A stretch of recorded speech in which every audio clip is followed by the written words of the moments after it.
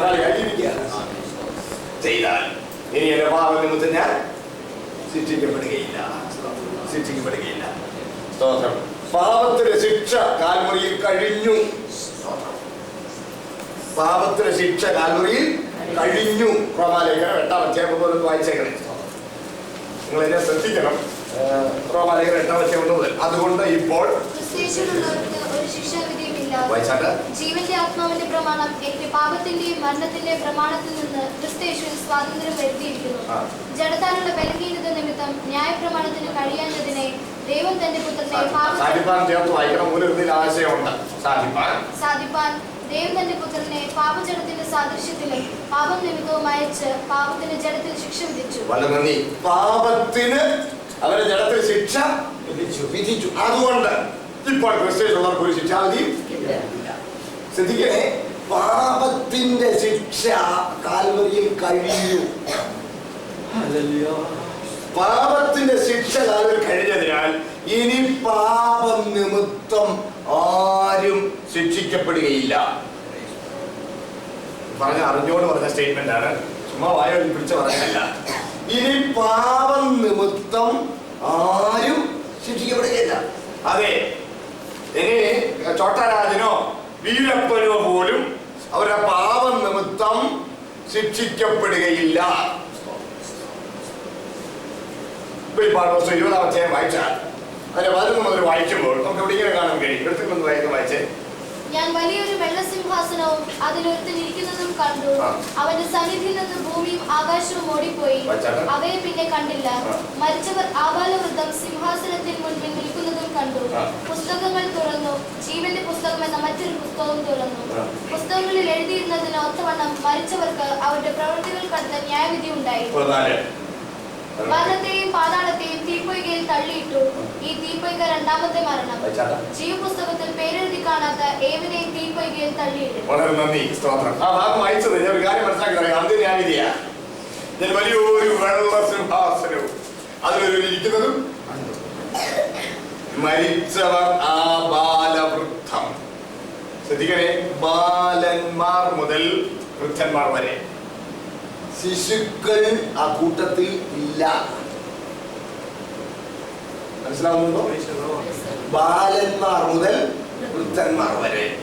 അറിയായ്മയുടെ കാലങ്ങള് ദൈവം ലക്ഷ്യമാക്കുന്നില്ല. തിരിച്ചറിയാൻ പ്രായമാകാത്ത യാതൊരു കുഞ്ഞും ന്യായവിസ്താരത്തിൽ വരികയില്ല. അവരുടെ കാര്യം വളരെ സെക്യൂറായി. അത് നിരീശ്വരന്റെ കുഞ്ഞാണെങ്കിലും തിരിച്ചറിയാൻ പ്രായമാകുന്നതിന് മുമ്പേ മരിച്ചു പോയാൽ, കേൾക്കുന്നുണ്ടോ? നിത്യതയുണ്ടായിരിക്കും. സ്തോത്രം. അതുകൊണ്ടാണ് കഴിഞ്ഞ ദിവസം ഒരാൾ ഇച്ചിരി ഒരു ലൈറ്റർ മൂഡിൽ അദ്ദേഹം പറയുകയുണ്ടായി. ഈ കാലത്താണ് നിശ്ചിതയിൽ കൂടുതൽ ആത്മാക്കൾ ആദായപ്പെട്ടുകൊണ്ടിരിക്കുന്നത്. അദ്ദേഹം കൂട്ടിച്ചേർത്തു, ഇത്രയും ഗർഭഛിദ്രം നടന്ന ഒരു യുഗവും ഭൂമിയിലില്ലായിരുന്നു. എത്രയോ സത്യമാണ്. നോക്കണേ, തിരിച്ചറിയാൻ പ്രായമാകാത്ത കുഞ്ഞുങ്ങൾ. കേൾക്കുന്നുണ്ടോ? എന്ന് കരുതി കുഞ്ഞുങ്ങളെ ആരെയും വിടണ്ടായി നിങ്ങളാരും. സ്തോത്രം. അക്കാര്യത്തിൽ വളരെ സൂക്ഷ്മത ഉണ്ടായിരിക്കണം. That is criminal murderous. അത് വേറെ വിഷയം, ഞാൻ അങ്ങോട്ട് പോകുന്നില്ല. മുമ്പോട്ട് പോകട്ടെ. അപ്പോൾ തിരിച്ചറിയാൻ പ്രായമാകാത്ത കുഞ്ഞുങ്ങൾ നിരീശ്വരന്റെ കുഞ്ഞാണെങ്കിലും നിത്യജീവനിൽ ഉണ്ടായിരിക്കും. സ്തോത്രം. മരിച്ച ആ ബാലവൃദ്ധം, ബാലന്മാർ മുതൽ വൃദ്ധന്മാർ വരെ. സ്തോത്രം. എവിടെ മുമ്പിൽ നിൽക്കുന്നത്? വെള്ളസിംഹാസനത്തിന് മുമ്പിൽ നിൽക്കുന്നു. അതാണ് അന്ത്യന്യായവിധി. നോക്കണേ, ലോകത്തിലെ എല്ലാ ന്യായാസനങ്ങളുടെയും നേരെ ഓപ്പോസിറ്റ് ആണ്. ലോകത്തെ സകല ന്യായാസനങ്ങളും കറുപ്പുടുത്ത ന്യായാസനങ്ങളാണ്. കറുപ്പുടുത്ത ന്യായാസനങ്ങൾ, കറുത്ത കോട്ടിട്ട വക്കീലന്മാർ, കറുത്ത കോട്ടിട്ട ന്യായാധിപൻ, ഇവൻ വക്കീൽ ഗുമസ്തന്മാർ പോലും കറുത്ത കോട്ടിട്ടവർ.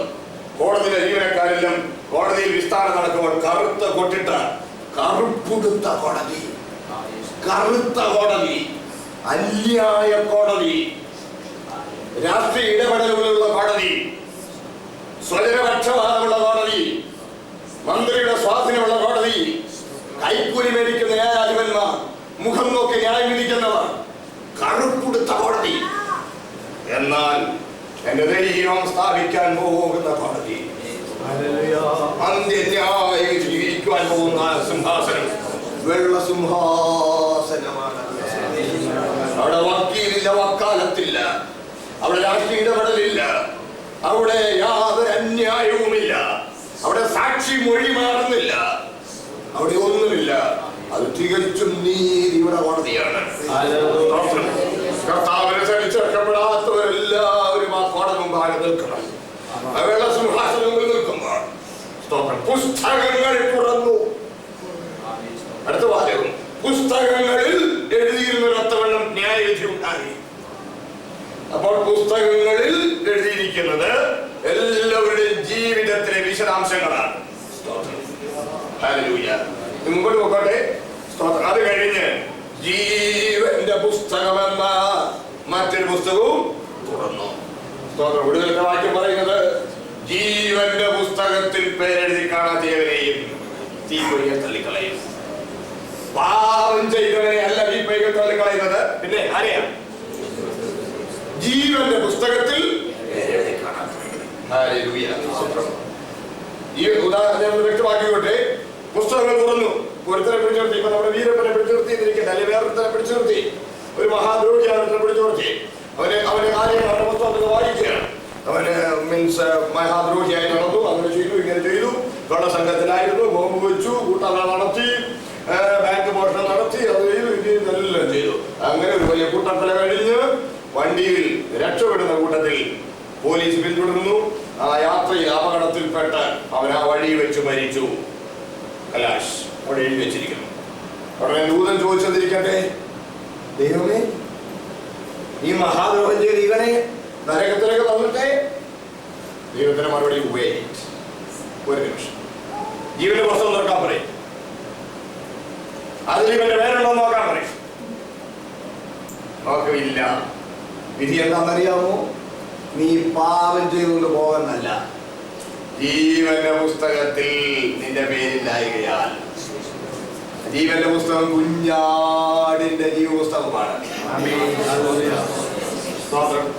കുഞ്ഞാടിന്റെ ജീവപുസ്തകത്തിൽ നിന്റെ പേരില്ലാത്തതിനാൽ യേശു ക്രിസ്തുവിന്റെ കാൽവരി ബലിയിൽ നീ വിശ്വസിച്ച് ആ മരണം എന്റെ മരണമെന്ന് അംഗീകരിച്ച് ആ മരണത്തിൽ പങ്കാളിയായി അവന് വേണ്ടി ഒരു പുതിയ ജീവിയായി ജീവിക്കാത്തതിനാൽ ജീവപുസ്തകത്തിൽ നിന്റെ പേരിലായാൽ നിത്യനാശത്തിലേക്ക് പോകൂ എന്ന് വിധിയാണ്. ആ നരകത്തിലെ ശിക്ഷയുടെ ആർക്കം നിശ്ചയിക്കുന്നതിന് ഇവന്റെ പാപപ്രവൃത്തി പരിഗണിക്കും എന്നേ ഉള്ളൂ. മനസ്സിലാവുന്നുണ്ടോ? നരകത്തിൽ ഇവൻ അനുഭവിക്കാൻ പോകുന്ന ശിക്ഷയുടെ തീവ്രത തീരുമാനിക്കുന്നത് ഇവന്റെ പാപപ്രവൃത്തികളുടെ ഭീകരത പരിഗണിച്ചായിരിക്കും.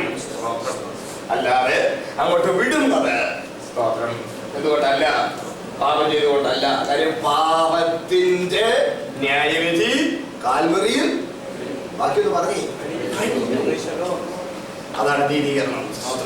നിങ്ങളെല്ലാവരും നീതീകരിക്കപ്പെടണം ഞാൻ വിശ്വസിക്കട്ടെ.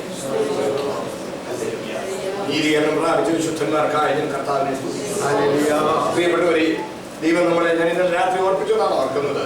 ദൈവം നമ്മളെ ഇവിടെ കൊണ്ടുവന്ന് മാന്യമായ ജോലി തന്നു, സൗകര്യങ്ങൾ സുഖങ്ങളൊക്കെ തന്നു, നല്ല സമ്പാദ്യങ്ങൾ തന്നു, നല്ല കുടുംബജീവിതം തന്നു, സ്തോത്രം, ഹൃദയ സമാധാനം തന്നു, ആരോഗ്യം തന്നു. ഇതുകൊണ്ടൊന്നുമല്ല നാം ദൈവത്തെ ഏറ്റവും സ്തുതിക്കേണ്ടത്. ദൈവത്തെ ഏറ്റവും സ്തുതിക്കേണ്ടത് എന്റെ പാപം ക്ഷമിച്ചത്, നരകത്തിൽ വിധിക്കപ്പെട്ടിരുന്ന എന്നെ, നിത്യശിക്ഷാവിധി വിധിക്കപ്പെട്ടിരുന്ന എന്നെ ഓമന പുത്രനെ കൊടുത്ത് എന്നെ വീണ്ടെടുത്ത ദൈവകൃപയെ ഓർത്ത് ഞാൻ എന്റെ കർത്താവിനെ സ്തുതിക്കുന്നു. നീതീകരണം. രണ്ട്, വിശുദ്ധീകരണം. എനിക്കറിയാം ഓരോ വിഷയവും 2 മണിക്കൂർ വീതം പറയുന്നതാണെങ്കിലും അവിടെ നിൽക്കാതെ സൂചനയായി പറഞ്ഞു പോകട്ടെ. വിശുദ്ധീകരണം എന്ന് പറഞ്ഞാൽ ദൈവത്തിനായി മാത്രം വേർതിരിക്കപ്പെട്ടിരിക്കുകയാണ് അതിന്റെ അർത്ഥം. അത് മറ്റൊരു പാപത്തിന്റെ ശിക്ഷ എന്നുള്ള വിടുതലാണെങ്കിൽ, 2 പാപത്തിന്റെ ശക്തിയിൽ നിന്നുള്ള വിടുതലാണ് വിശുദ്ധീകരണം. കേൾക്കുന്നുണ്ടോ? പാപത്തിന്റെ ശക്തിയിൽ നിന്നുള്ള വിടുതൽ വിശുദ്ധീകരണം. നാം പാപത്തിന് ശിക്ഷ വിടുതൽ പ്രാപിച്ചെങ്കിലും പാപത്തിന് അധീനമായ ശരീരത്തിൽ പാപം നിറഞ്ഞ ലോകത്തിലാണ് നമ്മൾ ഇപ്പോഴും ജീവിക്കുന്നത്. പാപത്തിന്റെ ശക്തി നമ്മളെ കീഴ്പ്പെടുത്താൻ സാധ്യതയുണ്ട്. പാപത്തിന്റെ ശക്തി നമ്മളെ കീഴ്പ്പെടുത്താൻ സാധ്യതയുള്ളപ്പോൾ തന്നെ നമ്മെ വിടുവിക്കുവാൻ നമുക്ക് വേണ്ടി പക്ഷപാതം കഴിക്കുന്ന ശ്രേഷ്ഠ മഹാപുരോഹിതൻ നമുക്ക് വേണ്ടി ജീവിക്കുന്നു. അതാണ് പാപത്തിന്റെ ശക്തിയിൽ നിന്നുള്ള വിടുതൽ. അതാണ് രക്ഷയുടെ രണ്ടാം ഘട്ടം. അതിലൂടെ നമ്മൾ പോയിക്കൊണ്ടിരിക്കുകയാണ് കേട്ടോ. അതുകൊണ്ടാണ് നീതീകരണം കഴിഞ്ഞെങ്കിലും പിന്നെ ചെയ്യാൻ സാധ്യതയുണ്ട്, വീട് പോകാൻ. മനസ്സിലായി വിശ്വസിക്കട്ടെ. അതായത് മുമ്പ് പറഞ്ഞു, രക്ഷ വഴിയെ പോകുമ്പോ കുലുങ്ങി പോകുന്നതല്ല, പൊഴിഞ്ഞു പോകുന്നതല്ല. പിന്നെ രക്ഷിക്കപ്പെട്ടവൻ രക്ഷയുടെ രണ്ടാം ഘട്ടത്തിൽ കൃപയിൽ നിന്ന് വീട് പോകാൻ സാധ്യത ഉണ്ട്. അപ്പോൾ ഈ പുസ്തകത്തിൽ പേര് വായിച്ചു കളയും. അതാണ് പുറപ്പാട് 32 പ്രത്യേകം പറയുന്നുണ്ട്. പിന്നെ ഈ പല ഭാഗങ്ങൾ നമ്മൾ വായിക്കുന്നുണ്ട്. പുറപ്പാട് പണ്ട് ചോദിക്കുന്നോണ്ട് ഒരു വാക്യം ഒന്ന് വായിച്ചേ. പുറപ്പാട് 32 എക്സോഡസ് 32. എങ്കിലും നീ അവരുടെ പാപം ക്ഷമിക്കണമേ, അല്ലെങ്കിൽ നീ എഴുതിയതിന്റെ പുസ്തകത്തിൽ നിന്ന് എന്റെ പേര് മായ്ച്ചു കളയണമേ. യഹോവ മോശയോട്, എന്നോട് പാപം ചെയ്തവന്റെ പേർ ഞാൻ എന്റെ പുസ്തകത്തിൽ നിന്ന് മായ്ച്ചു കളയും. മോശ പറയുക, ഒന്നിൽ അവരുടെ പാപം വായിച്ചത് ഇസ്രായേലിന് വേണ്ടി ഭക്ഷണം കഴിക്കുക. നീ അവരുടെ പാപം ക്ഷമിക്കണം. ആദ്യം ഒരു കാര്യം, പൊന്നു ദൈവം ഒരുപാട് നീ നിന്റെ പുസ്തകത്തിൽ എന്റെ പേരൂടെ മായ്ച്ചു കളഞ്ഞേരെ. കർത്താവ് പറയുകയാണ്, നോക്കണേ, അതാണ് പക്ഷപാതം വിടിവിൽ നിന്ന് കറിയാന്നൊക്കെ പറയുന്നത്. കർത്താവ് പറയുക, സ്തോത്രം, എല്ലാവരുടെയും പേരൊന്നും ഞാൻ അങ്ങനെ വായിക്കില്ല. പിന്നെ ആരുടെ പേര് വായിക്കും? എന്നോട് പാപം ചെയ്തവന്റെ പേര് ഞാൻ എന്റെ പുസ്തകത്തിൽ നിന്ന് മായ്ച്ചു കളയും. സ്തോത്രം. പാപം ചെയ്യുന്നവന്റെ പേര് ജീവന്റെ പുസ്തകത്തിൽ നിന്ന് മായ്ച്ചു കളയും. പാപത്തിൽ തുടരരുത്. പാപത്തിൽ തുടരരുത്. എഴുതാത്തത് മായ്ക്കണമൊക്കെയല്ലോ. മായ്ക്കണമെന്ന് പറഞ്ഞാൽ എഴുതിയതായിരുന്നെന്ന് അർത്ഥം. മനസ്സിലാവുന്നത് വിശ്വസിക്കട്ടെ. സ്തോത്രം. ഹല്ലേലൂയ. അതാണ് കുഞ്ഞാടിന്റെ ജീവിതത്തിൽ നമ്മുടെ പേരുണ്ട്. സ്തോത്രം. ഹല്ലേലൂയ. നാം ഇത് കൃപയിൽ നിന്ന് ജീവിക്കുന്നു. സ്തോത്രം. ഹല്ലേലൂയ. കൃപയിൽ തന്നെ തുടരുക. ഇനി മൂന്നാമത്തെ ഘട്ടം തേജസ്കരണമാണ്. അതാണ് രക്ഷാപൂർത്തി എന്ന് പറയുന്നത്. സ്തോത്രം. മീൻസ് എബ്രായലേഖനം 11 ഒടുവിലത്തെ വാക്യം ഒന്ന് വായിച്ചാൽ. എബ്രായലേഖനം 11 ഒടുവിലത്തെ വാക്യം. എബ്രായലേഖനം 11 ഒടുവിൽ ലാസ്റ്റ്, അവർ നമ്മെ കൂടാതെ രക്ഷാപൂർത്തി പ്രാപിക്കാതിരിക്കേണ്ടതിന് ദൈവം നമുക്ക് വേണ്ടി ഏറ്റവും നല്ലതൊന്ന് മുൻകരുതി. വളരെ നന്ദി. സ്തോത്രം. നമ്മെ കൂടാതെ എന്ത് പ്രാപിക്കാതിരിക്കേണ്ടതിന്? രക്ഷാപൂർത്തി. പോയവരാരും രക്ഷാപൂർത്തി പ്രാപിച്ചിട്ടില്ല. സ്തോത്രം. അവരുടെ റേസ് കഴിഞ്ഞ് നിൽക്കുന്നേ ഉള്ളൂ. അതിനെക്കുറിച്ച് പറയാമെന്ന് മീൻസ് എന്താ, ഈ ഒരു ബാറ്റും കൊണ്ട് പിടിച്ചോടുമല്ലോ. Relay raise. ഓരോരുത്തർ അവരവരുടെ ഇതെല്ലാം കഴിഞ്ഞു ജയിച്ചു വന്നിരിക്കുക. മനസ്സിലാവുന്നുണ്ടോ? ഇൻഡിവിജ്വൽ പ്രൈസ് കൊടുക്കും. ഇവൻ റിലേ റേസിൽ ചില പ്രത്യേക റിലേ റേസിൽ ഇൻഡിവിജ്വൽ പ്രൈസ് കൊടുത്താൽ ആ റിക്വയർഡ് ലെങ്ത്, ആ ഓടുന്ന ലെങ്ത് എത്ര സെക്കൻഡ് കൊണ്ടാണ് ക്ലോസ് ചെയ്തത്. ചിലപ്പോൾ തോറ്റ ഒരാളിന്റെ ഒരു ഗ്രൂപ്പിൽ നിന്ന് പോലും ഒരാൾ ചിലപ്പോൾ ഇൻഡിവിജ്വൽ പ്രൈസിന് മീൻസ് അർഹനായി എന്ന് പറഞ്ഞേക്കാം. അപ്പൊ നോക്കണേ, റെക്കോർഡ് ഓടി നിൽക്കുക. പക്ഷേ വിക്ടറി സ്റ്റാറെ കൊണ്ട് നിർത്തുന്നത് എപ്പോഴേ ഉള്ളൂ. ബാക്കിയുള്ളവരെല്ലാം ഓടി കഴിഞ്ഞിട്ടേ ഉള്ളൂ. മനസ്സിലാവുന്നുണ്ടോ? ഇതുപോലെ നമ്മുടെ മുമ്പിൽ പോയവരെല്ലാം ഓടി ഇങ്ങനെ നിൽക്കുക. അവർ സാക്ഷികളായിട്ട് നിൽക്കുക. അതാണ് മതത്തിന്റെ വന്ന്. ആയാൽ നാം സാക്ഷികളുടെ ഇത്ര വലിയ നമുക്ക് ഈ നിൽക്കുന്നുണ്ട്. സകല ഭാരവും മുറുകെട്ടും ഇട്ട് നമുക്ക് മുമ്പിൽ വെച്ചിരിക്കുന്ന ഓട്ടം സ്ഥിരതയോടെ ഓടണം. വെള്ളിയാഴ്ച ദിവസം കൂട്ടായിട്ടുള്ള ദിവസം 90 മീറ്റർ സ്പീഡിൽ 90 മൈൽ സ്പീഡിൽ ഓടും. ശനിയാഴ്ച ആകുമ്പോഴത്തേന് അത് 85 ഇങ്ങനെയായി. അടുത്ത ബുധനൊക്കെ ആകുമ്പോഴത്തേന് 30 മൈലായി. വ്യാഴാഴ്ച ആകുമ്പോഴത്തേന് 10 മൈൽ. അങ്ങനല്ല, സ്ഥിരതയോടെ ഓടണം. പ്രവാചകൻ വന്ന് ഉപവാസപാഠം നടത്തിക്കൊണ്ടിരുന്നപ്പോ ഭയങ്കര തീഷ്ണതയായിരുന്നു. മനസ്സിലാവുന്നുണ്ടോ? അന്ന് എനിക്ക് പ്രാർത്ഥിക്കാൻ വലിയ ഉത്സാഹമായി. അവിടെ ചെന്നിരുന്ന പ്രാർത്ഥന വരും. അവർ പോയി കഴിഞ്ഞാൽ പിന്നെ എന്താ ഇല്ല. ഇവിടെ ഉണ്ടോ? അല്ല അവിടെ പോയി ഇരുന്നാണ് പ്രാർത്ഥിക്കാം. എനിക്ക് മനസ്സിലാക്കില്ല.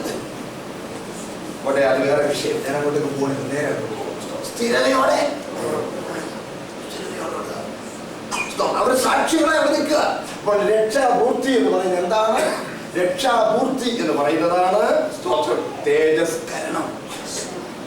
അതാണ് നമ്മൾ കാത്തിരിക്കുന്നത്, നമ്മൾ പ്രതീക്ഷിക്കുന്നത്. സ്തോത്രം, ഇവിടെയുള്ളതൊന്നും അല്ല കേട്ടോ. നമ്മൾ പ്രതീക്ഷിക്കുന്നത് കർത്താവിന്റെ മടങ്ങി വരണമെങ്കിൽ അവന്റെ തേജസ് പ്രാപിക്കണം. അവിടെ രക്ഷിക്കപ്പെടാമോ? ഒന്നാം ഘട്ടം കഴിഞ്ഞു. രക്ഷിക്കപ്പെട്ടാണോ? രണ്ടാം ഘട്ടത്തോടെ പോയിക്കൊണ്ടിരിക്കുന്നു. രക്ഷിക്കപ്പെട്ടാണോ? തീർന്നില്ല. മനസ്സിലാവുന്നുണ്ടോ? ഇതുവരെ ആ രക്ഷാപൂർത്തി. ഇപ്പൊ രക്ഷ നഷ്ടപ്പെടുമോ എന്നുള്ള ചോദ്യം പോലും മണ്ടത്തര.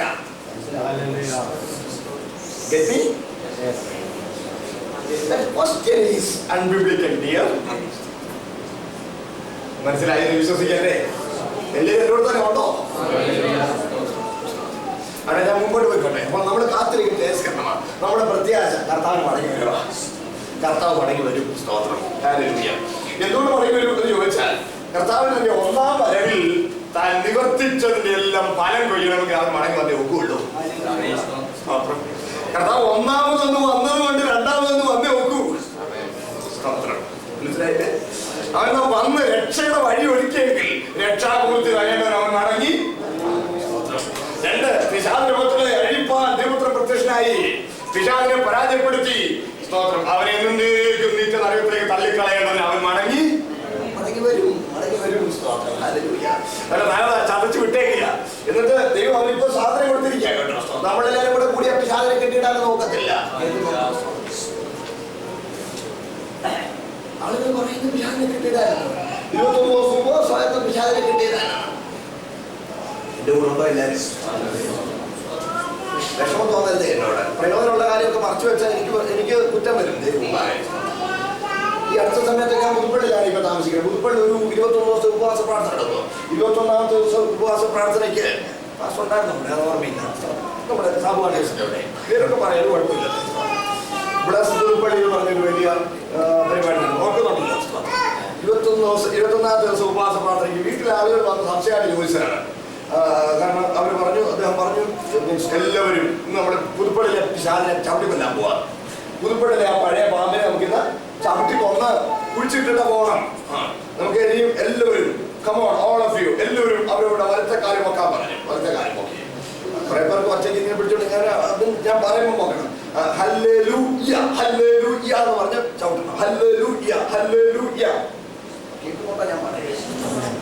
ഹല്ലേലൂയ ഹല്ലേലൂയ കുറെ കഴിയുമ്പോൾ ആളുകൾക്ക് ഹല്ലേലൂയ അടിപൊളി പരിപാടിയായി. For about 10 to 15 minutes they were continuing the exercise. Hallelujah, hallelujah. പിന്നെ അങ്ങ് രണ്ട് കാലം കൊണ്ട് അങ്ങ് ചാടി ബഹളമായി. ഹല്ലേലൂയ ചവിട്ടി കൊന്നോ?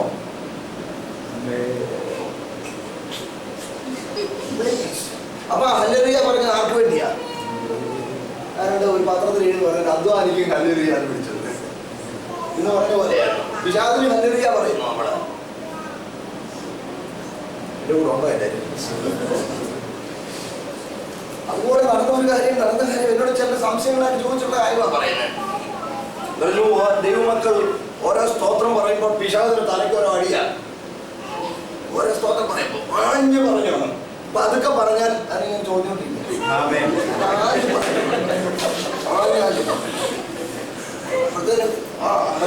സ്തോത്രം സ്തോത്രം സ്തോത്രം അപ്പോഴത്തേന് ആളുകൾ സ്തോത്രം പറയാൻ തുടങ്ങി. കുറെ കഴിയുമ്പോഴത്തേന് പിന്നെ ഈ ശുശ്രൂഷയ്ക്ക് അടി അടി അടി അടി അടി എന്ന് പറയുമ്പോഴത്തേന് നിങ്ങൾ ചിരിക്കുമ്പോൾ അതിന്റെ ഗൗരവം മറക്കണ്ടേ പ്ലീസ്. പക്ഷെ ആളുകൾ സ്തോത്രം സ്തോത്രം ഹല്ലേലൂയ വിളിക്കുക. ഞാൻ ചോദിക്കട്ടെ, അതാർക്കാ ആ സ്തോത്രം?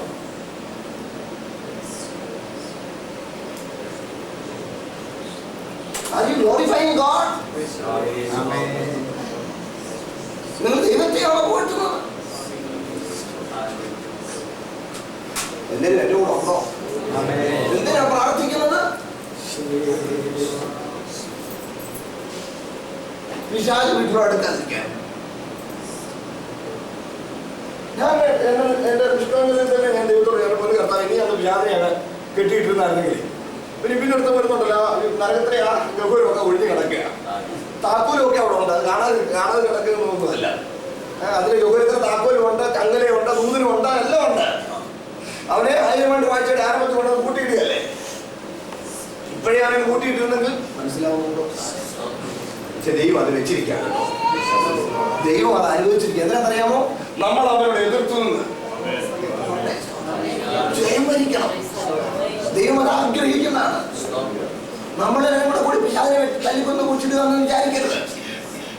നമ്മുടെ ഉപവാസപ്രാർത്ഥന പിശാചിനെ ചവിട്ടിക്കൊല്ലാനല്ല. വേറൊരു വിഷയം ഞാൻ ഒരാളോട് പറഞ്ഞു, ഞാൻ ഉപവാസ പ്രാർത്ഥനയെ കുറിച്ച് ഒരു ദിവസം ഒരു ക്ലാസ് എടുക്കണമെന്ന് എനിക്ക് വളരെ ആഗ്രഹമുണ്ട്. ക്ലാസ് എടുക്കണം, എപ്പോഴും എടുക്കാം. പക്ഷെ വിഷയം അതല്ലല്ലോ. അപ്പോൾ രക്ഷയുടെ 2ാം ഘട്ടമായി എതിർത്ത് നിൽക്കുക. എതിർപ്പില്ലെങ്കിൽ നമുക്ക് മുന്നോട്ട് പോകാൻ കഴിയില്ല.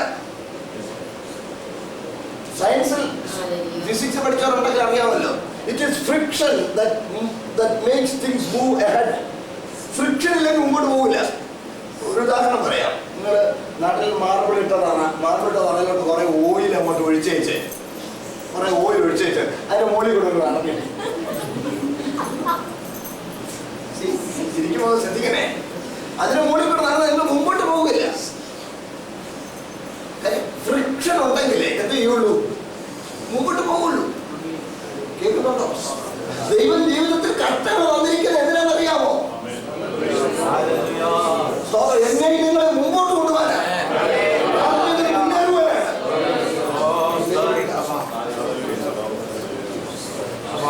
വിശുദ്ധീകരണം വളരെ ഗൗരവമായി എടുക്കേണ്ടതാണ്. സകല കഷ്ടങ്ങളിൽ നിന്ന് ഒഴിവാകാനുള്ള ഒറ്റമൂലിയായി നിങ്ങൾ ഒരു പരിപാടിയും ചെയ്യാൻ പാടില്ല.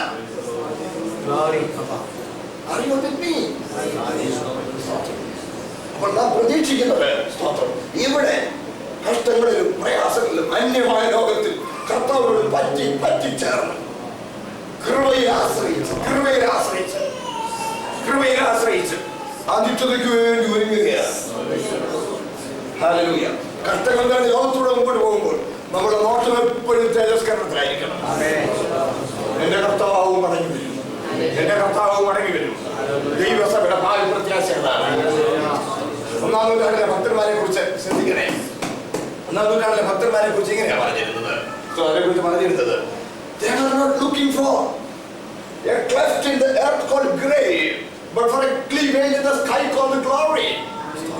ഒരു ഭൂമിയിൽ ശവക്കുഴി എന്ന് പറയുന്ന ഒരു വിള്ളലല്ല കാത്തിരുന്നത്. സ്തോത്രം. മേഘങ്ങളുടെ നടുവേ സ്തോത്രം. ഹല്ലേലൂയ. ഒരു വഴി തുറക്കുകയും മഹത്വത്തിലേക്ക് പ്രവേശിക്കുകയും ചെയ്യുന്നതാണ് അവർ കാത്തിരുന്നത്. They were not looking for the undertaker, but the uppertaker.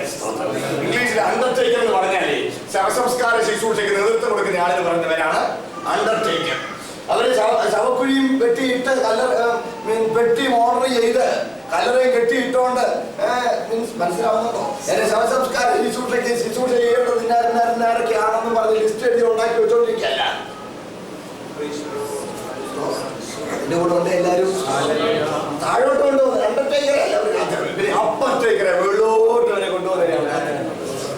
Hallelujah. ഞാൻ ചോദിക്കട്ടെ, നമ്മളെന്താ കാത്തിരിക്കുന്നത്? ഹൃദയത്തിൽ ഏറ്റവും മോളിരിക്കുന്ന വിഷയം ഏതാ? പറഞ്ഞേ പ്ലീസ്. വീസായുടെ കാര്യമല്ലേ? അല്ലല്ലോ. ഹൃദയത്തിൽ ഏറ്റവും മോളിരിക്കുന്ന വിഷയം എന്താ? കുഞ്ഞിന്റെ വിദ്യാഭ്യാസം. ഹൃദയത്തിൽ ഏറ്റവും മോളിരിക്കുന്ന വിഷയം എന്താണ്? കുഞ്ഞുങ്ങളുടെ ആരോഗ്യ വിഷയം, വീട് പണിയുടെ കാര്യം. പ്ലീസ് താഴ്ത്തിടാതൊക്കെ മാറ്റിക്കള. അതിന് അത് അർഹിക്കുന്ന ഗൗരവം കൊടുത്താൽ മതിയെന്നേ. അത് അർഹിക്കുന്ന ഗൗരവം കൊടുത്തോളൂ. അത് നമ്മുടെ പ്രൈമറി അറ്റൻഷൻ അത് അർഹിക്കുന്നില്ല. നമ്മളാരും മരണം പോലും അല്ല കാത്തിരിക്കുന്നത്. എങ്കിലും ചാകാതെ രക്ഷപ്പെടാനായിട്ടാണോ പെന്തക്കോസ്തിലായത്, അല്ലെങ്കിൽ ദൈവത്തെ പിൻപറ്റിയത്?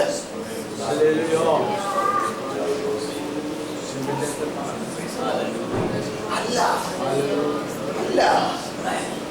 ഇവിടെ ജീവിതം സുരക്ഷിതമാകാനല്ല നമ്മൾ കർത്താവിനെ പിൻപറ്റിയിരിക്കുന്നത്. നമ്മുടെ നിത്യതര കാര്യം സുരക്ഷിതമാകാൻ.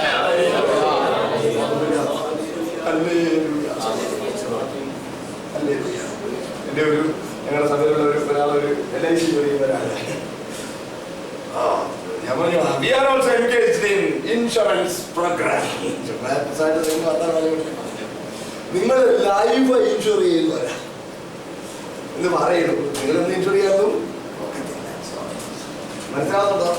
ഞാൻ പറഞ്ഞത് വ്യക്തം ലൈവ്ലിഹുഡ് ഇൻഷുർ ചെയ്യുന്നവരാണെന്ന് പറഞ്ഞാൽ മനസ്സിലാക്കാം. ലൈവ്ലിഹുഡ് എന്ന് പറഞ്ഞാൽ ഉപജീവനം, ബ്രെഡ് വിന്നിങ് മെമ്പർ, വരുമാനം ഉണ്ടാക്കിയിരുന്ന കുടുംബത്തിന്റെ ഗൃഹനാഥൻ, മീൻസ് വരുമാന മാർഗം ഇല്ലാതെ പോയാലും എങ്ങനെ വരുമാന മാർഗം ഇല്ലാതെ പോയാലും പിന്നെ പട്ടിണി ആകാതിരിക്കത്തക്ക ഞങ്ങൾ ഇത്ര കാശ് കൊടുത്തോളാം. അതുകൊണ്ട് അത് ലൈവ്ലിഹുഡ് ഇൻഷുർ ചെയ്യുക. നമ്മളങ്ങനല്ല. ഞങ്ങൾ എന്താ ചെയ്യുന്നത് അറിയാം? നിത്യത കാര്യം ഉറപ്പാക്കുന്നവരാണ്. ഇവിടെ നമ്മുടെ എപ്പോഴും മനസ്സിലെ സത്യം എന്തായിരിക്കണം? നിത്യതയായിരിക്കണം. അത് പകലത്തെ ചിന്തയും രാത്രിയിലെ സ്വപ്നവുമായിരിക്കണം. ചില മാസങ്ങൾക്ക് മുമ്പ് അമർനാഥ് എന്ന സ്ഥലത്ത്, ബോംബെയിലെ അടുത്തുള്ള സ്ഥലത്ത് ക്ലാസ് ഉണ്ടായപ്പോൾ അവിടെ ഇരിക്കുന്ന പാസ്റ്റർ വിൻസെന്റ് ജോർജ് എന്ന് പറയുന്നയാള്, അദ്ദേഹം പാസ്റ്റർ PT ചാക്കോയുടെ അസിസ്റ്റന്റ് ആയിട്ട് കുറച്ച് നാള് അദ്ദേഹത്തിന് അവസാന സമയങ്ങളിൽ ശുശ്രൂഷ ചെയ്തിരുന്നു എന്ന് പറഞ്ഞു. അദ്ദേഹം പറഞ്ഞു അദ്ദേഹത്തിന് ഭാര്യ മരിച്ചു പോയ പാസ്റ്റർ PT ചാക്കോയുടെ അനുഗ്രഹിക്കപ്പെടുന്ന ദൈവദാസൻ എന്നും വൈകിട്ട് ഉറങ്ങാൻ വേണ്ടി അപ്പുറം ഇപ്പം 2 കട്ടിലിൽ കിടക്കുകയാണ്. കിടക്കാൻ തുടങ്ങുന്നതിന് കിടക്കുന്നതിന് തൊട്ട് മുമ്പ് പ്രാർത്ഥിക്കുന്ന ആ കട്ടിലിൽ ഇരുന്നുകൊണ്ട് പ്രാർത്ഥന പ്രാർത്ഥിക്കുന്നു. പറഞ്ഞു, കർത്താവേ കഴിഞ്ഞ പകൽ അവിടുന്ന് വന്നില്ലല്ലോ, ഈ പകൽ വരുന്നോന്ന് അറിയുന്നില്ല. ഞങ്ങൾ ഉറങ്ങുമ്പോഴാണ് കാഹളം ധരിക്കുന്നതെങ്കിലും ഞങ്ങളുടെ അന്തരംഗം ഉണർന്നിരിക്കുന്ന കർത്താവേ നിന്റെ സന്നിധിയിൽ ചേർക്കപ്പെടുന്നതിനാൽ രാവിലെ ഉണരുമ്പോൾ രാത്രി വിളിക്കും, മോനെ എഴുന്നേറ്റ്. ആദ്യം പറഞ്ഞു, മോനെ കർത്താവ് വന്നില്ല. എന്നിട്ട് പ്രാർത്ഥിക്കും, കർത്താവേ കഴിഞ്ഞ രാത്രി വന്നില്ലല്ലോ, ഇന്ന് പകല കിടക്കാഹളം ധരിക്കുന്നു എന്ന് ഞങ്ങൾ അറിയുന്നില്ല. ഞങ്ങൾ ഇവിടെ ആയിരുന്നോ അവരെ കാരണത്തിനെ സ്വീകരിക്കുവാൻ ഭാഗ്യം നൽകുന്നതിനാൽ സ്തോത്രം എന്ന് പറഞ്ഞു അന്നത്തെ പ്രവൃത്തി ആരംഭിക്കുന്നു. ഓരോ ദൈവവൈകലും ഇതാണ് കാത്തിരിക്കുന്നത്. സ്തോത്രം. കാലവും സമയവും ഓരോ നിമിഷവും ഒരു വരവിനായി കാത്തിരിക്കണം. ഇന്ന് നമ്മൾ അതിൽ നിന്നും വ്യത്യസ്തപ്പെട്ട അനേക കാര്യങ്ങൾ ചെയ്യുന്നതിൽ ദുഃഖമുണ്ട്. ഇന്ന് ദൈവസഭയുടെ ശ്രദ്ധ ഇവിടെയുള്ള കാര്യങ്ങളിലായിപ്പോയി. കേൾക്കുന്നുണ്ടോ? ഇന്നിപ്പോ ദൈവസഭ എന്താ കാത്തിരിക്കുന്നത്? പലപ്പോഴും പൊതുവെ പറയാറുള്ളത്, ഇപ്പൊ ആളുകളെല്ലാം കാത്തിരിക്കുന്നത് ഒരു വലിയ ഉണർവുണ്ടാകുമെന്നാ. അങ്ങനല്ലേ? വേദപുസ്തകം അത് പറയുന്നില്ല. സഭയിൽ ഉൾപ്രാവണമെന്ന വിഷയം തന്നെ ഞാൻ പറയുന്നത്.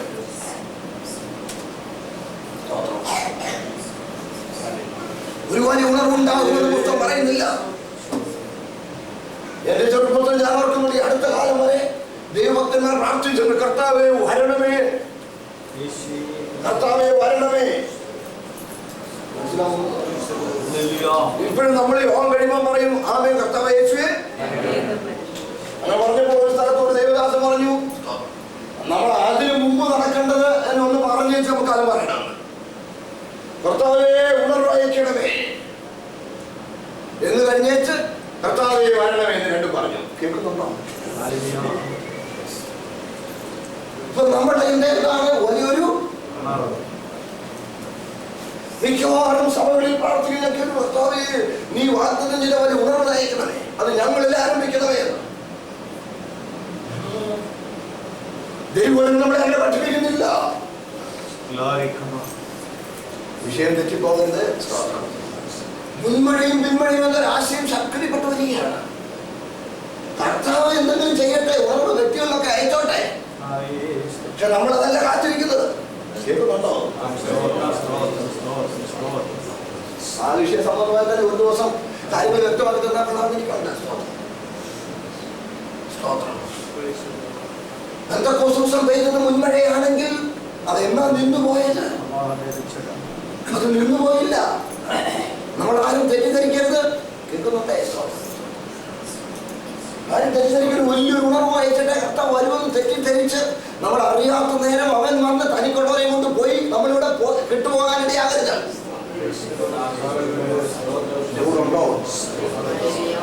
ഉണർവ് കാലാകാലങ്ങളിൽ വ്യക്തികളിൽ, സഭകളിൽ, സമൂഹങ്ങളിൽ, ദേശങ്ങളിൽ ഉണ്ടായിക്കൊണ്ടിരിക്കുന്നു. ഞാനിവിടെ നിന്ന് സംസാരിക്കുന്ന ശക്തിയേറിയ ആത്മപ്രവർത്തനം നടന്നുകൊണ്ടിരിക്കുക. വ്യാപക വ്യാപകമായി വലിയൊരു ഉണർവ് ആരും കാത്തിരിക്കരുത്. ഈ പ്രസംഗം ഈ ക്ലാസ് തീരുന്നതിന് മുമ്പേ കാവളം ധരിച്ചാൽ പോകാൻ ഒരുങ്ങിക്കോണം.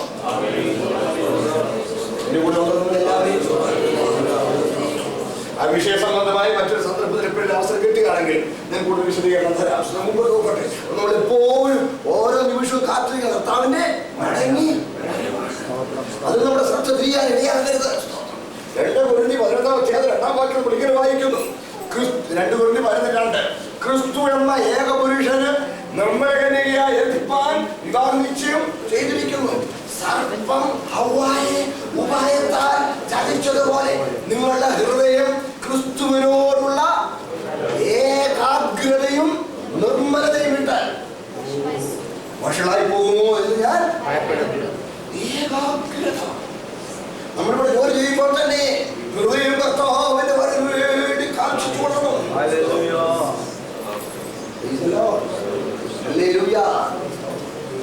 ഞാൻ മുമ്പോട്ട് പോകട്ടെ.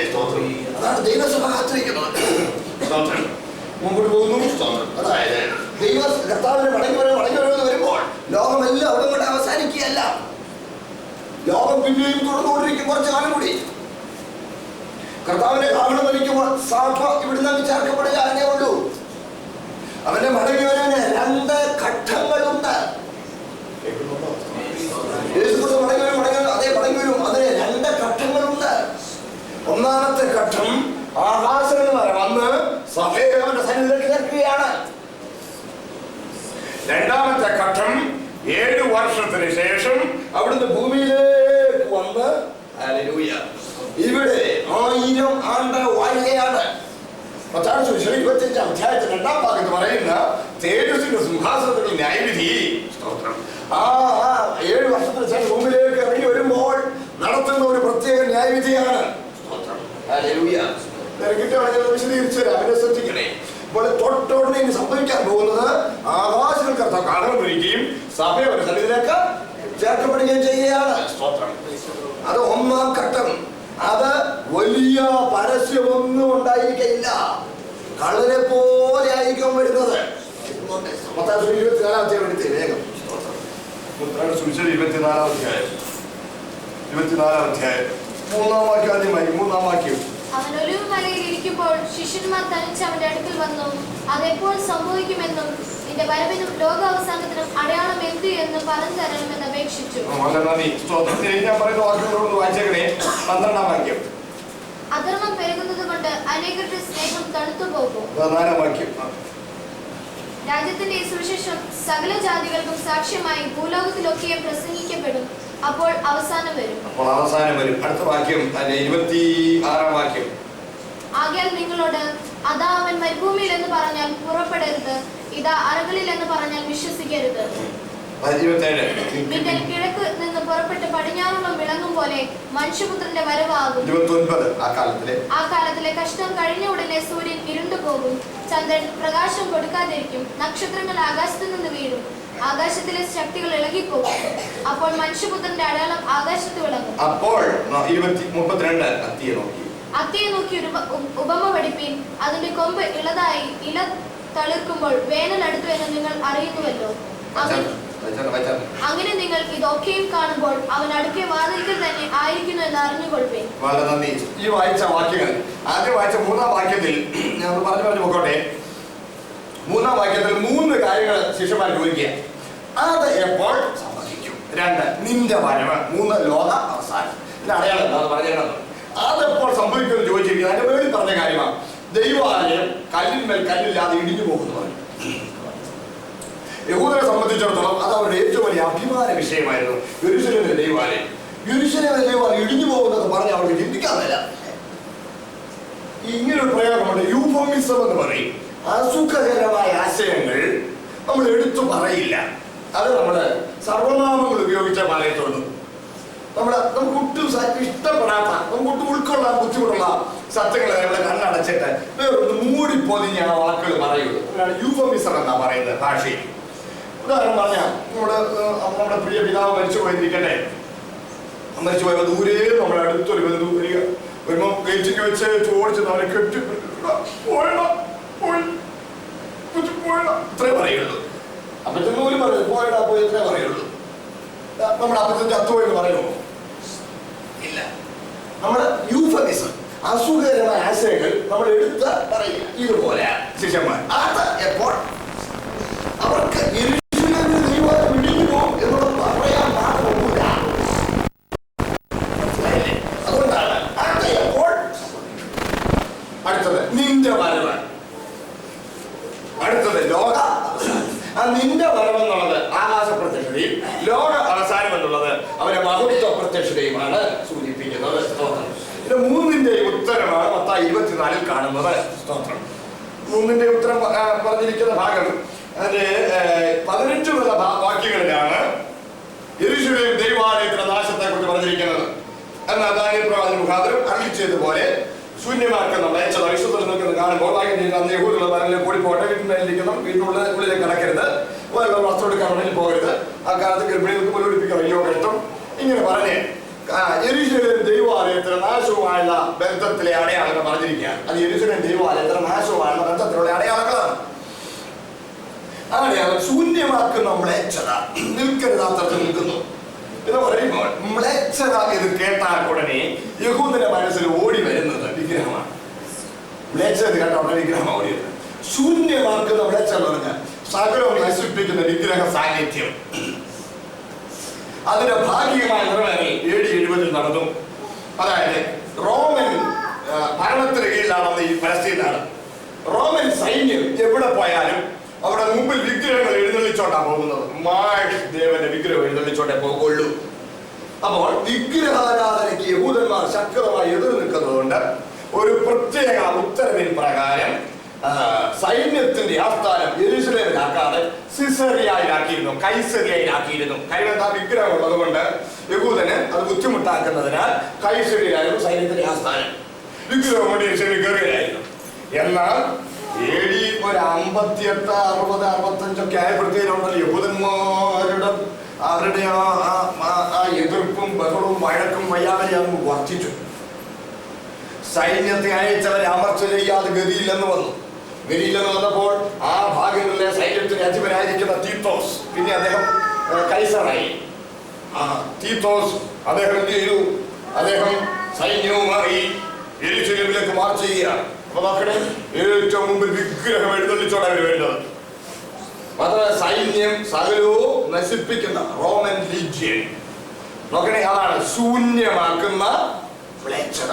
സകലത്തെയും നശിപ്പിക്കുന്ന വിഗ്രഹങ്ങൾ എഴുന്നള്ളിപ്പിച്ചുകൊണ്ടുള്ള സൈന്യം, ശൂന്യമാക്കുന്ന മ്ലേച്ഛത.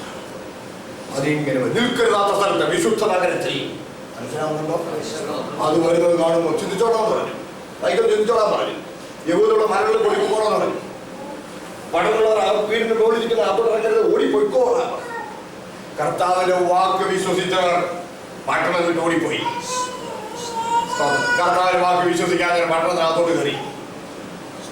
സൈന്യം വരുന്നുണ്ടോ? പട്ടണത്തിന് വാതിലടച്ചു, ബന്ധവസാക്കി. ബന്ധവസാക്കി കഴിഞ്ഞപ്പോൾ സൈന്യം വന്നു. സൈന്യത്തിന് മുമ്പിൽ വന്ന് പട്ടണം ഇടിച്ചാൽ കയറാനല്ല. അവർ പറഞ്ഞു, നമുക്ക് അവർ വരുമാനം അറിയട്ടെ, പട്ടണത്തിനകത്തോട്ട് കയറാൻ വരട്ടെ. ചുറ്റും വാട കോരി സൈന്യം കാവലായി ദീർഘമായൊരു നാളുകൾ. ആദ്യം അവർ പട്ടണത്തിനകത്തോടുള്ള വെള്ളത്തിന്റെ ആ ഉറവ അടച്ചു, തോടടച്ചു. പട്ടണത്തിലെ ഭക്ഷണമില്ലാതായി, വെള്ളമില്ലാതായി. മനുഷ്യന്മാരെ ചത്തു വീഴാൻ തുടങ്ങി. ചത്തു വീണു. വീണവന്റെ ശവങ്ങൾ ജീവിച്ചിരിക്കുന്നവർ തിന്നാൻ തുടങ്ങി. അതിഭീകരമായ അനുഭവങ്ങൾ. ഒടുവിൽ വാതിൽ പൊളിച്ച് സൈന്യമകത്ത് കടന്നു. അത് കടന്നപ്പോൾ ശേഷിച്ചിരിക്കുന്ന ചുരുക്കം ആളുകൾ ഓടിച്ചെന്ന് ദൈവാലയത്തിനകത്ത് കയറി വാതിലടച്ചു. ദൈവാലയത്തിനകത്ത് വാതിലടച്ചപ്പോൾ തീത്തോസ് തന്നെ സൈന്യാധിപന്മാരിൽ ചിലരോട് പറഞ്ഞിരുന്നു, മനോഹരമായ ദൈവാലയം കളയരുത്, ശില്പജാതിരിയുള്ളതല്ലേ, കളയരുത്, വെച്ചേക്കണം പറഞ്ഞു. ഏതായാലും ചെന്നു ചവിട്ടിപ്പൊളിക്കാൻ പറഞ്ഞു. ദൈവാലയത്തിന് വാതിൽ ചവിട്ടിപ്പൊളിച്ചവർ പട്ടിണി കോലങ്ങൾ കിടന്ന് കറക്കിയ. എന്ത് ചെയ്യണമെന്ന് ചോദിച്ചു. തീത്തോസ് പറഞ്ഞു, മുഴുവനത്തിനെ അരച്ചേക്കണം, ഓരെണ്ണത്തിനെ വെച്ചേക്കണം. അഹങ്കാരികൾ ഈ പരുവത്തിനായിട്ടും വന്ന് കീഴടങ്ങാൻ നമുക്ക് മനസ്സിലല്ലോ, ഒരെണ്ണത്തിനെ വെച്ചേക്കരുത്, അരിഞ്ഞേക്കാൻ പറഞ്ഞു. പക്ഷേ ക്രൂരന്മാരാറോ പടയാളികൾ പോലും അവരെ കണ്ണു നോക്കി വെട്ടിക്കൊല്ലാൻ കഴിഞ്ഞില്ല. ചരിത്രം പറയുന്നത് വലിയ 2 വാള് കൊണ്ടുവന്നു. ഒരു പടയാളി ഒരു കുതിരപ്പുറത്ത് കയറിയിരുന്നു. ആ വാൾ രണ്ടും ഇങ്ങനെ പിടച്ചു വെച്ചു. അപ്പോൾ അതിന്റെ വായത്തല നേരെ മുമ്പോട്ട് തിരിഞ്ഞിരിക്കത്തക്കതുപോലെ പടയാളി ആ വാളിനെ പിടിച്ചു. വായത്തല മുമ്പോട്ട് തിരിഞ്ഞിരിക്കുകയാണ്. എന്നിട്ട് ഈ കുതിരയെ ആൾക്കൂട്ടത്തിൽ നടുക്കൂടെ ഓടിച്ചു. രക്തം ശ്രദ്ധിക്കണേ, അങ്ങനെ അവർ കൊല്ലപ്പെട്ടു. 70 സംഭവിച്ചു. ഈ സമയത്ത് ദൂരെ നിന്ന് ഒരു പടയാളി ഒരു പന്തം ചുഴറ്റി ആലിത്തരം മേള തട്ടോട് എറിഞ്ഞു. സൻബല്ലത്തിനും തോബിയാവിനും ഒക്കെ അറയുണ്ടാക്കി ആരോഗ്യം നമ്മൾ വായിക്കുന്നുണ്ടല്ലോ. ആ അറകളിൽ ഒന്നിലേക്ക് എന്നെ തീ വീണു. കത്തി. തീത്തോസ് ദൂരെ നിൽക്കുകയായിരുന്നു. തീ അണയ്ക്കോ എന്ന് പറഞ്ഞപ്പോൾ തീത്തോസ് പാഞ്ഞു.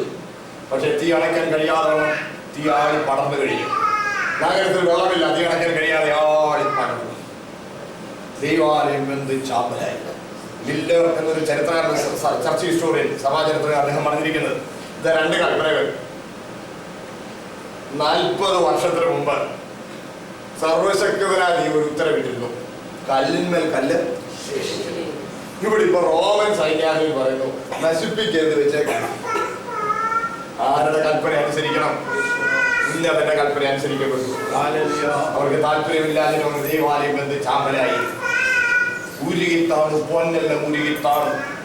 വലിയ താണപ്പോൾ ഈ പൊന്ന് പറിച്ചെടുക്കാനായി ഒരു കല്ലിരിക്കാതെ കല്ലിലോട്ട് കയറി ഒരു കല്ലിരിക്കാതെ വേണം കല്ല് അടിച്ച് പൊളിച്ച് സ്വർണം പറിച്ചു.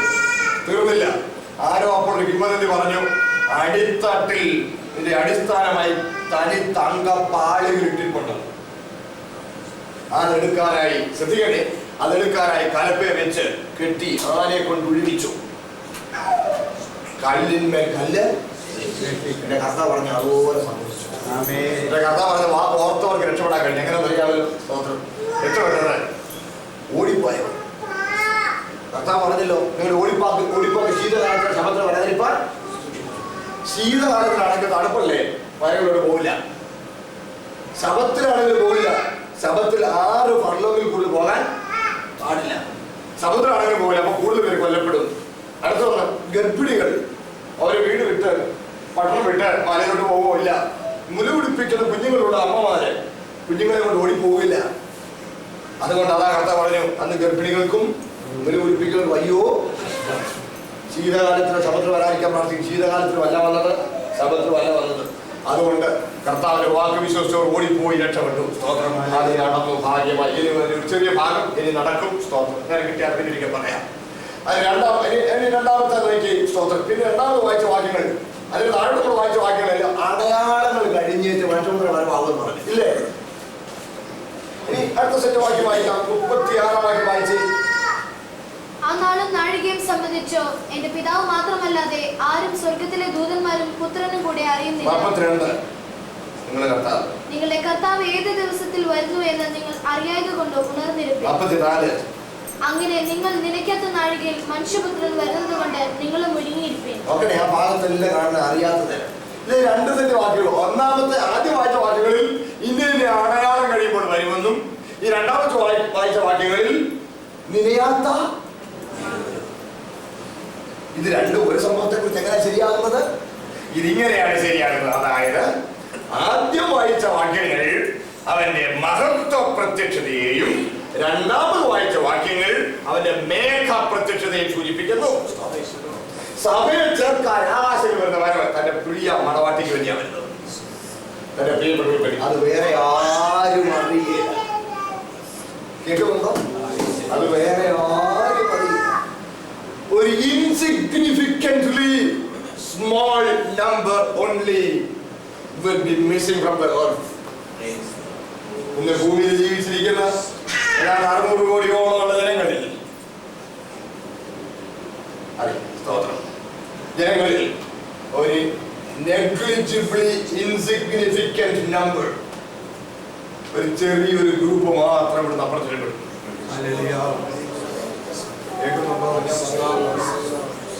ക്രിസ്ത്യാനിയുടെ പേര് പറഞ്ഞു എല്ലാവരും പോവില്ല.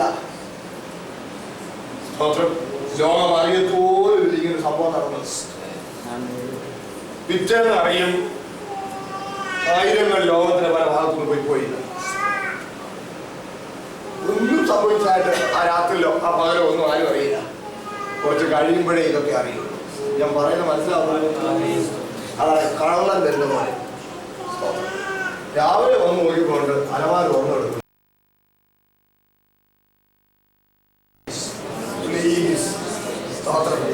ഞാൻ മുമ്പോട്ട് പൊക്കോട്ടെ. സ്തോത്രം. കള്ളൻ വരുന്ന പോലെ വരും. രണ്ടാമത്തത് ഇനി അടയാളം കഴിയുമ്പോൾ വരും. സ്തോത്രം. ഇത് കർത്താവിന് മടങ്ങി വരുന്നുണ്ട്. ഈ രണ്ട് ഘട്ടങ്ങൾ ഇത് ഏറ്റവും അടിസ്ഥാനമായി നമ്മൾ മനസ്സിലാക്കണം.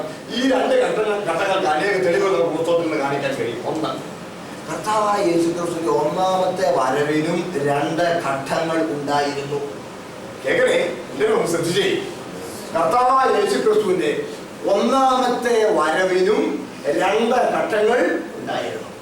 ആദ്യത്തെ 30 വർഷക്കാലം രഹസ്യഘട്ടം, രണ്ടാമത്തെ 3.5 വർഷക്കാലം പരസ്യഘട്ടം. ആദ്യത്തെ 30 വർഷക്കാലം ചുരുക്കം പേരെ അവനെ മശിഹായി തിരിച്ചറിഞ്ഞുള്ളൂ. എന്നാൽ രണ്ടാം 3.5 വർഷക്കാലം എല്ലാവർക്കും അവനെ മശിഹായി തിരിച്ചറിയത്തക്കതുപോലെ അവൻ തന്നെ മഹത്വം വെളിപ്പെടുത്തിക്കൊണ്ട് ശുശ്രൂഷിച്ചു. മനസ്സിലാവുന്നുണ്ടേ? ആദ്യത്തെ 30 വർഷക്കാലം ചുരുക്കം പേരെ അറിഞ്ഞതുപോലെ അവന് മടങ്ങി വരവിന്റെ ആദ്യ ഘട്ടത്തിലും ചുരുക്കം പേരെ അവനെ അറിയുള്ളൂ. മനസ്സിലായല്ലോ? എന്നാൽ പിന്നെ മഹത്വത്തോടെ മടങ്ങി വരുമ്പോൾ അവനെ കുത്തിത്തുളച്ചവരും അവനെ കാണും. ഭൂമിയിലെ പാത്രങ്ങൾ പ്രലാപിക്കും. എല്ലാവരും അവരെ കാണത്തക്കതുപോലെ മഹത്വത്തോടെ ആയിരിക്കും വരുന്നത്. അതിൽ ആദ്യ ഘട്ടമാണ് നമുക്കുള്ളത്. ഇനി ഒരു ചെറിയ വിഷയത്തോടെ പറഞ്ഞോട്ടെ. കർത്താവായ യേശുക്രിസ്തുവിന്റെ ആദ്യത്തെ വരവിന്റെ ആദ്യത്തെ ഘട്ടത്തിൽ കർത്താവിനെ മശിഹായി തിരിച്ചറിഞ്ഞവർക്ക് പൊതുവെ ചില യോഗ്യതകൾ ഉണ്ടായിരുന്നു. ആ യോഗ്യതകൾ ഉള്ളവരെ രണ്ടാം വരവിന്റെ ആദ്യഘട്ടത്തിലും അവരെ തിരിച്ചറിയാൻ പോകുന്നുള്ളൂ. ശ്രദ്ധിച്ചേ. ഒന്നാം വരവിന്റെ ഒന്നാം ഘട്ടത്തിലെ ഈ ചുരുക്കം പേരുടെ യോഗ്യതകൾ. ഒന്ന്, ആരൊക്കെ തിരിച്ചറിഞ്ഞു നോക്കാം. കന്യകയായിരുന്ന മറിയ തിരിച്ചറിഞ്ഞു. യൗസേപ്പ് അവനെ തിരിച്ചറിഞ്ഞു. ആട്ടിടയന്മാർ അവനെ തിരിച്ചറിഞ്ഞു. കിഴക്കുന്ന വിദ്വാൻമാർ അവനെ തിരിച്ചറിഞ്ഞു. പിന്നെ ഹന്ന എന്ന പ്രവാചകി, ശിമ്യോൻ എന്ന പ്രവാചകൻ, ഇത്രയും പേരൊക്കെ അവനെ തിരിച്ചറിഞ്ഞുള്ളൂ. മനസ്സിലായോ? സ്വന്തം സഹോദരങ്ങൾ പോലും, മറിയയുടെ യോസഫിന്റെ മക്കളായ സ്വന്തം സഹോദരങ്ങൾ പോലും അവനെ തിരിച്ചറിഞ്ഞില്ല. ഇനി ഈ തിരിച്ചറിഞ്ഞവർക്ക് പൊതുവായ ചില യോഗ്യതകളുണ്ട്. ഇവരെല്ലാവരും ദൈവത്തിന്റെ അരുളപ്പാട് പ്രാപിച്ചവരും പ്രാപിച്ച ദൈവിക അരുളപ്പാടിനെ ഭവിഷ്യത്തുകളെ ഭയപ്പെടാതെ അനുസരിച്ചവരുമായിരുന്നു. പറഞ്ഞോട്ടെ, ഇവരെല്ലാവരും ദൈവത്തിന്റെ അരുളപ്പാട് പ്രാപിച്ചവരായിരുന്നു. തീർന്നില്ല, അപ്രാപിച്ച അരുളപ്പാടിനെ അതിന്റെ ഭവിഷ്യത്തുകളെ ഭയപ്പെടാതെ അനുസരിച്ചവരായിരുന്നു.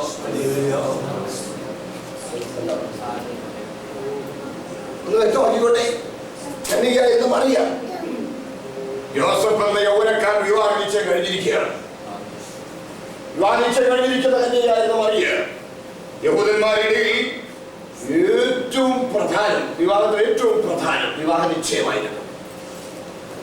വിവാഹ നിശ്ചയം കഴിഞ്ഞാൽ ഏത് സമയത്തും മണവാളിന് വന്ന് മണവാട്ടിയെ കൂട്ടിക്കൊണ്ട് പോകാം. ശ്രദ്ധിക്കണേ. വിവാഹ നിശ്ചയം കഴിഞ്ഞാൽ ഏത് സമയത്തും മണവാളൻ വന്ന് മണവാട്ടിയെ കൂട്ടിക്കൊണ്ട് പോകാം. മണവാളൻ എപ്പം വന്നാലും പോകാൻ കഴിയിക്കണം. ആ കാത്തിരിപ്പിന്റെ ഇടവേളയിലാണ് ഒരു ദിവസം അത്യാവശ്യത്തിന് വീട്ടിലൂടെ അകത്തോട് കയറിയ സമയം ഒരു മാറാക വെച്ചിട്ടുണ്ടു. കൃപ ലഭിച്ചവിടെ നിനക്ക് വന്ദനം. പേടിച്ചു. ഭയപ്പെടണ്ട, നിനക്ക് കൃപ ലഭിച്ചു. അതിന്റെ ഫലമായി അത്യുന്നത ശക്തി നേടിയിട്ടിട്ട് നീ ഗർഭവതിയാകാൻ പോവുകയാണ്. കേൾക്കുന്നുണ്ടോ? ഇത് കേട്ടപ്പോ ഈ അവസ്ഥയിലുള്ള ഒരു സ്ത്രീ യഹൂദന്മാരുടെയിൽ വിവാഹത്തിന് മുമ്പ് ഇങ്ങനെ അവിഹിതമായ ഒരു ബന്ധം ഇവിടെ ഉണ്ടായിരുന്നു എന്നുള്ളത് തെളിഞ്ഞു പോയാൽ കല്യാണം നടക്കുകയില്ലെന്നുള്ളത് പറയണ്ട, അപമാനമുണ്ടാകും, കുടുംബക്കാർക്ക് മുഴുവൻ നാണക്കേടായി, കല്ലെറിഞ്ഞു കൊല്ലും. നികൃഷ്ടമാണ്, നീചമാണ്, കല്ലെറിഞ്ഞു കൊല്ലും. എല്ലാവരും കൂടെ ഉണ്ടോ? അപ്പോൾ കല്ലെറിഞ്ഞു കൊല്ലപ്പെടാവുന്ന അവസ്ഥയാണ്. ആ സാഹചര്യത്തിൽ ദൂതന് വിവരം പറഞ്ഞപ്പോൾ മറിയ പറഞ്ഞ വാക്കെന്താ? എന്താ പറഞ്ഞേ? അടിയനിതാ കർത്താവിന്റെ ദാസി, നല്ല വാക്കോലെ എനിക്ക് ഞാനത് വായിച്ച് അത്ഭുതപ്പെടാറുണ്ട്. എന്നെ കേൾക്കുന്നുണ്ടോ എല്ലാവരും? ഞാനത് വായിച്ച് അത്ഭുതപ്പെടാറുണ്ട്. കാരണം ഈ പ്രത്യേക അവസ്ഥയിൽ അവള് പറഞ്ഞത്, ഞാൻ ഇതാ യോസഫിന്റെ മണവാട്ടി, അവരോടും കൂടെ ഒന്ന് പറയണേന്നല്ല.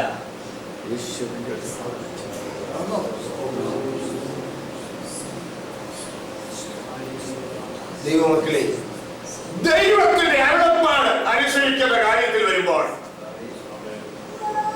ശാരീരിക ബന്ധങ്ങൾക്ക് അവിടെ പ്രസക്തിയില്ല. അവൾ തനിക്ക് തന്നെ കുറിച്ച് തന്നെ പറയുന്ന ആദ്യത്തെ അവളുടെ അഡ്രസ് എന്താണ്?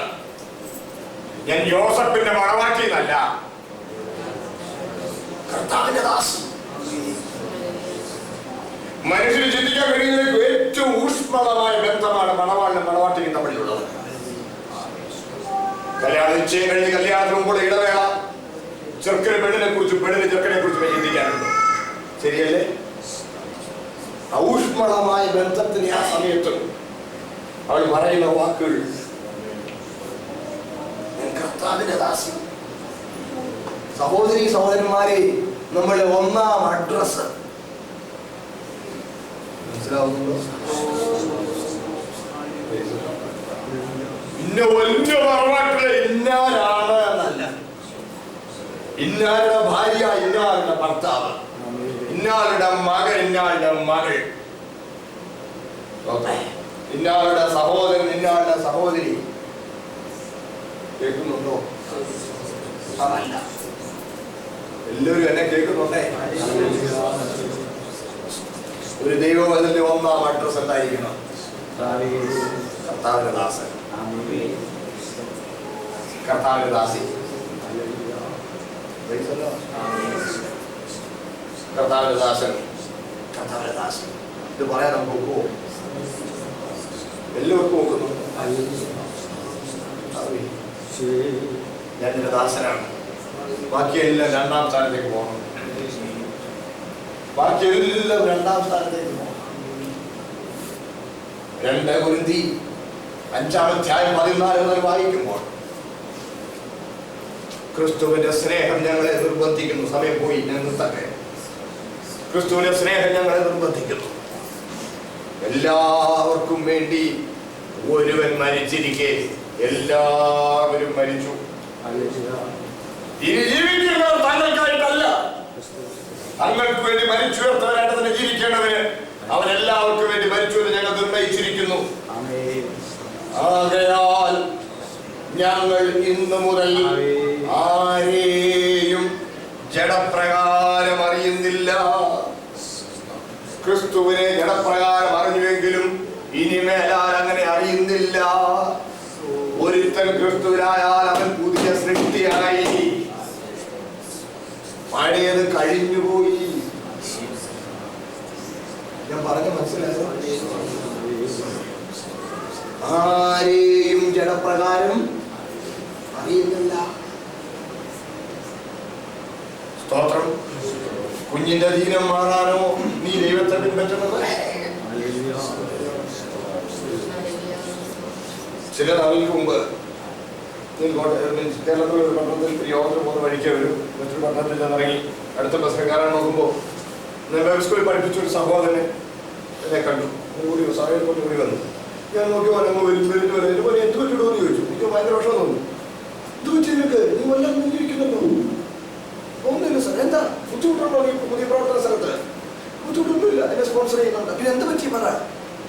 ഞാൻ ഒരു 21 ദിവസം ഉപവാസനായിരുന്നു. അത് ശരി, അതിന് ക്ഷീണം. അതിൻ്റെ പ്രത്യേകമായി ഉപവാസമൊക്കെ ഇത്ര ദീർഘമായി എടുത്തത്. അവിടെ ഞാൻ പ്രവർത്തിക്കുന്ന സ്ഥലത്തെ പ്രമാണപ്പെട്ട ഒരു കുടുംബത്തിൽപ്പെട്ട ഒരു കുഞ്ഞിനെ രക്താർബുദമായി സകേരു പലപ്രാവശ്യം ബ്ലഡ് ട്രാൻസ്ഫ്യൂഷൻ ചെയ്തെങ്കിലും രക്ഷയില്ല. ഒളി കൊണ്ടുവന്നിട്ടിരിക്കുകയാണ്. അപ്പോൾ ആളെ അയച്ചു പിടിപ്പിച്ചു. വലിയ സാമുദായിക മേധാവികളാണ്. ആളെ പിടിപ്പിച്ചു, നിങ്ങൾ പ്രാർത്ഥിക്കുക, കുഞ്ഞിന് സുഖമായാൽ ഞങ്ങൾ എല്ലാവരും സ്നാനപ്പെടാമെന്ന് പറഞ്ഞു. ഞങ്ങളതുകൊണ്ട് ദൈവം തന്ന വഴിയായിരിക്കുന്നത് ഞങ്ങൾ ഉപവസിക്കാൻ തുടങ്ങി. എന്നിട്ട് അത് പറയുമ്പോഴേ അവൻ്റെ മുഖത്തൊരു വിഷമം പോലെ തോന്നുന്നുണ്ടായിരുന്നു. ഞാൻ എന്നിട്ട് ഞാൻ പറഞ്ഞു, എന്നിട്ട് 16-ാമത്തെ ദിവസം മറ്റോ ഉപവാസത്തിന് 16-ാമത്തെ ദിവസം കുഞ്ഞ് മരിച്ചുപോയി.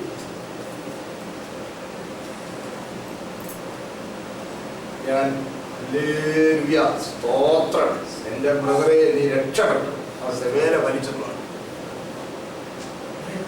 അവനത് വിശ്വസിക്കാൻ പ്രയാസം. അങ്ങനെ പറഞ്ഞു. അവൻ വളരെ നിരാശയിലും വിഷമത്തിലുമാണ്. ഉടനെ ഞാൻ പറഞ്ഞു, അവനെ ആ കുഞ്ഞ് രക്ഷപ്പെടുകയും ആ കുടുംബം സ്നാനപ്പെടുകയും അവരുടെ ബന്ധുക്കളെല്ലാം സ്നാനപ്പെടുമ്പോൾ വരികയും ചെയ്താൽ നിനക്ക് പെട്ടെന്ന് 10 പേരെ കൂട്ടി ഒരു കൂടിവരവുണ്ടാക്കാം. പക്ഷെ അവരാരും കർത്താവിനെ സ്നേഹിച്ചല്ല വരുന്നത്. അവരിന്നോട്ട് വേലയ്ക്ക് ഒരു മുള്ളായിരിക്കും. കേൾക്കുന്നുണ്ടോ? ലൂക്കോസ് 14, 25, 26, 27 വാക്യങ്ങൾ വായിച്ചു നോക്കണമെന്ന് ഞാൻ പ്രത്യേകം എടുത്തൊന്ന് വായിച്ചിട്ട് ഞങ്ങൾ നിർത്തട്ടെ. ലൂക്കോസ് 14, 25, 26, 27 വായിച്ചേ. ആ ക്ഷണിച്ച പുരുഷന്മാർ ആരും ലൂക്കോസ് 14, 25. ഏറിയ പുരുഷാരം അവനോട് കൂടെ പോകുമ്പോൾ അവൻ തിരിഞ്ഞ് അവരോട് പറഞ്ഞത്, എന്റെ അടുക്കൽ വരികയും അപ്പനെ അമ്മയും ഭാര്യയും മക്കളെയും സഹോദരന്മാരെയും സഹോദരികളെയും സ്വന്തം ജീവനെയും കൂടെ പകയ്ക്കാതിരിക്കുകയും ചെയ്യുന്നവന് എന്റെ ശിഷ്യനായിരിക്കാൻ കഴിയുകയില്ല. വളരെ നന്ദി. കർത്താവ് പറഞ്ഞ വാക്കുകളാകട്ടോ. ഏറിയ പുരുഷാരം അവനെ പിൻപറ്റുന്നു. പലസ്തീനാട് കുന്നുകളും താഴെയുള്ള പ്രദേശമാണ്. വലിയ കൂട്ടം അവനെ പിൻപറ്റുമ്പോൾ എന്റെ ഗുരു മുമ്പിൽ നടന്ന ഒരു മലയുടെ പകുതി കയറി കാണും. അവിടെ ഒരു തട്ടുപാറ അതിനോട് കയറി നിന്നു. വലിയ ജനക്കൂട്ടം പിന്നാലെ നേരെ തിരിഞ്ഞു. ആ വലിയ ജനക്കൂട്ടം നിൽക്കുമ്പോൾ നിശ്ചിതമായി എതിരൊടിക്കൊണ്ട് അവരുടെ പറയുകയാണ്, ഒരുത്തന്റെ പിന്നാലെ വരികയും അപ്പനെയും അമ്മയെയും സഹോദരനെയും സഹോദരിയെയും ഭാര്യയെയും മക്കളെയും സ്വന്തം ജീവനെയും കൂടെ പകയ്ക്കാതിരിക്കുകയും ചെയ്യുന്നവന് എന്റെ ശിഷ്യനായിരിക്കാൻ കഴിയില്ല എന്ന് പറഞ്ഞാൽ അവരെല്ലാം വെറുക്കണമെന്നല്ല, കർത്താവിനേക്കാൾ താഴെ മാത്രം. മനസ്സിലായോ? സ്വന്തം ജീവൻ പോലും കർത്താവിനേക്കാൾ അധികം സ്നേഹിക്കാൻ പ്രമാണമില്ല.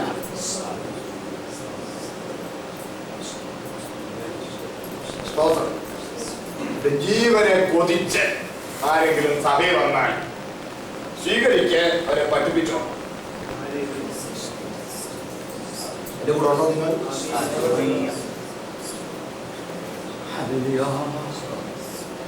നിർത്തട്ടെ, ഞാൻ അപ്രക്ഷായിട്ട് നിർത്തുക. ബാക്കി നാളെ കത്താൻ വെച്ചാൽ പറയാം. പ്രിയപ്പെട്ടവരെ, മറിയ പറഞ്ഞത് അടിയില്ല കർത്താവിന്റെ ഈ സായാഹ്നം കഴിഞ്ഞ സമയത്ത് നമുക്ക് ദൈവത്തോടൊന്ന് പറയാം, കർത്താവേ അടിയില്ല ദാസൻ, നിന്റെ ദാസി മറ്റുച്ച വെയിലത്ത് മെഴുകുതിരിക്കാരുടെ പോലെ എന്റെ മറ്റെല്ലാ ബന്ധങ്ങളും മങ്ങുന്നു കർത്താവേ. അതെല്ലാം 2ാം സ്ഥാനത്തേക്ക് ഉണ്ടാക്കുന്നു. ജഡപ്രകാരം ആരെയും അറിഞ്ഞുകൊണ്ടിരിക്കുവാൻ എനിക്ക് അനുവാദം ഞാൻ മനസ്സിലാക്കുന്നു. എന്നെ നീ നിനക്കായി സൃഷ്ടിച്ചു. നിന്നെക്കാൾ അധികം ഒന്നിനെ സ്നേഹിക്കാൻ ഞാൻ അനുവദിക്കരുത്. സ്തോത്രം. ആ മറിയ പറഞ്ഞതുപോലെ ഞാൻ ഏറ്റു പറയുന്നു. ദൈവത്തിൽ ഒന്നേറ്റു പറയുവാൻ നമുക്കൊരു നിമിഷം.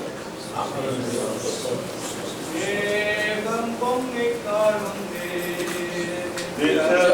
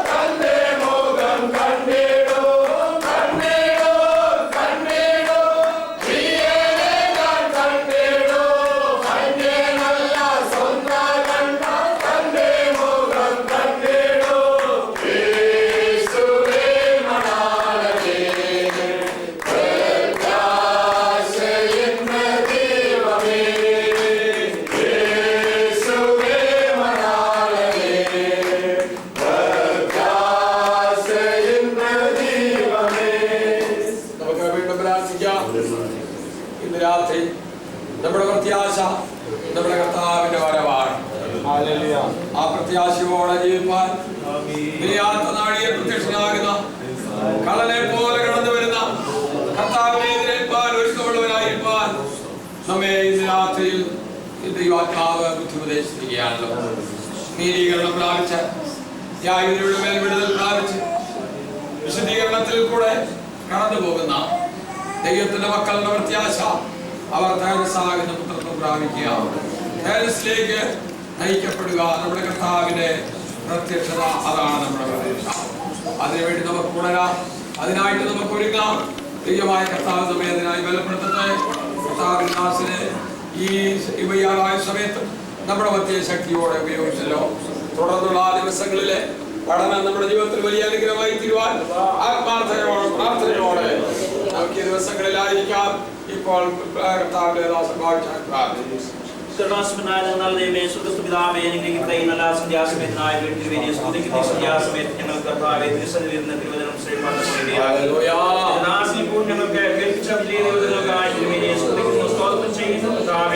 തിരുമേനി അങ്ങ് പറഞ്ഞതുപോലെ നിങ്ങൾ എന്നിൽ വസിക്കുക, എന്റെ വചനം നിങ്ങൾ ഉണ്ടെങ്കിൽ നിങ്ങൾ യാതൊന്നും നൽകി തരാമെന്നതിന്റെ വാഗ്ദത്തമാണ് കർത്താവേ. അതുപോലെ കർത്താവേ കേൾപ്പിച്ച വിലയേറിയ വചനങ്ങൾക്കായി തിരുമേനിയെ സ്തുതിക്കുന്ന കർത്താവേ, ഞങ്ങൾ അന്ധകാരത്തിൽ നൽകുന്ന പ്രകാശത്തിലേക്ക് ഞങ്ങളെ വിളിച്ചു വേർതിച്ചിട്ട് മക്കളും അവകാശമാക്കി തീർത്തിരിക്കുന്നു.